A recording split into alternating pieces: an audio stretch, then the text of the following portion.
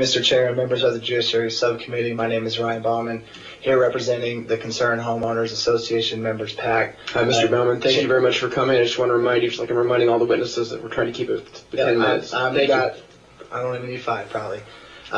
Thank you very much for having us here today. Our coalition it comprises of, it's a pretty broad-based coalition of homeowners, real estate investors, real estate brokers, consumer credit counseling, and minority chambers of commerce. First off, we'd like to thank Simmons and Mumford for bringing this legislation forth. Though we've heard quite a few concerns, and we do agree with those concerns that they need to be addressed so that we can come to a consensus and move forward with a good piece of legislation. We've heard a lot of discussion about the cap, and that's one section I would like to address. As you may know, Mr. Chair and other members, we're working on a similar piece of legislation in the Senate Bill 195 that addresses the collection cap, though we've heard a lot of testimony about it should be the regulation, should it be this amount, should it be that. We feel that strongly that there needs to be a hard cap and a finite cap. Going to some earlier testimony, going to the regulation, we don't feel that regulation is a hard cap.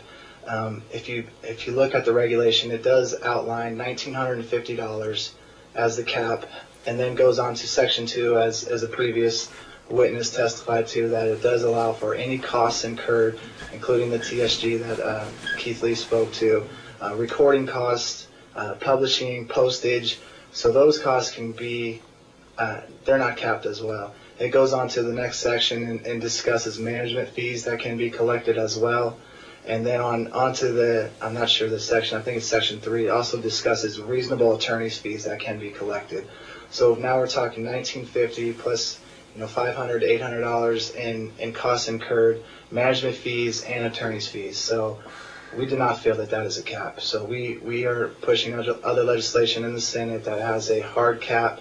It does address the concerns of some of the others, including their posting, publishing, and the TSG that we do recognize is a pretty hard cost, and through the vendors we've talked to can go up to $250 to $300, which we have included in our legislation. So we feel that though we appreciate all the hard work that everybody did on the commission and the stakeholders that worked tirelessly to put that regulation in place, we don't feel it addresses the needs that are going to protect the homeowners and protect your constituents. Another section that we feel is very an important piece of legislation is on page 41, section 20, subsection 4, sub A. It discusses the communication process between the homeowner and the HOA board. We heard a great deal of testimony in the Senate side where a homeowner may be out of the country, may not have gotten their bill, may be a renter in their property, and they became past, didn't get the bill, whatever the circumstances may be, that they became 60 days late on their HOA assessments. We're not saying that HOAs they need to get their dues and they need to be able to be made whole. We just want some communication process that this section does. If you're late on your credit card, if you're late on your car payment, a student loan, they are contacting you to let you know that you're going to be late or you're past due. We feel that section is a very important piece, and we'd like to see that move through. Besides that, like I said, we do understand the concerns of some of the other sections. And, pardon me, Mr. Baumann, I'm sorry to interrupt you. What section were you just referring to? Is on page 41, section 20. Thank you very much. Subsection 4, sub A, and it's lines 12 through 20. It talks about if you become 60 days late following the month in which notice of fee, fine, assessment, or cost is sent. Otherwise, simply stated that we want some communication between the two. There's no need for you to become 61 days late.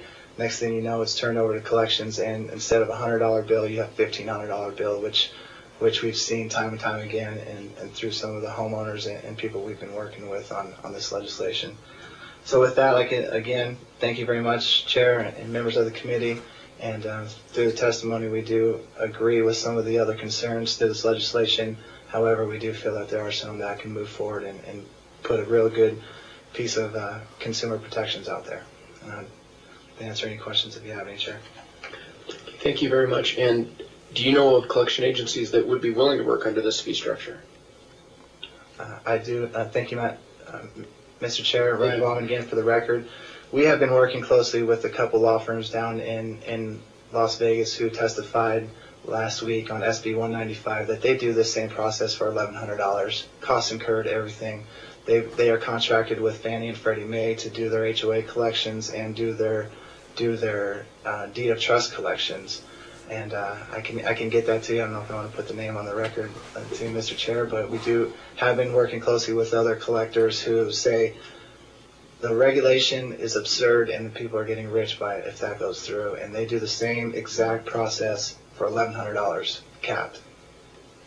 And that would qualify under this fee structure in this bill? Thank you again, Mr. Chair, Ryan Bauman. The fee structure that we do have here, we do agree that it is. I don't think anybody can operate in there, and where the bill that we have pushed forward in SB 195 has a outline structure of, I think the cap comes to about $1,475.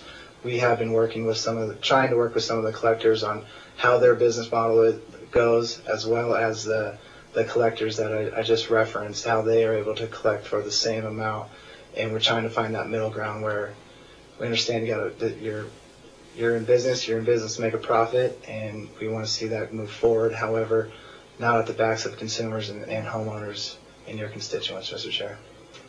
Thank you very much. Mr. MacArthur, do you have a question? Thank you, Mr. Chairman. I think I missed something in the first part of your testimony. You're talking about caps around 1,900. Were you referring to Section 8 here or the Senate bill? No, excuse me, through you, Mr. Chair, to Senator MacArthur. I was referring to the regulation that continues to be brought up, Regulation 199-09. The regulation that was passed in December by the Common Issues Community was a $1,950 cap, and that is on collections. However, moving on that, there's another section that allows for any costs incurred, including postage, recording, TSG, which is a trustee sale guarantee, any costs, hard costs that they are incurred, they would be able to then tack that on top of the $1,950.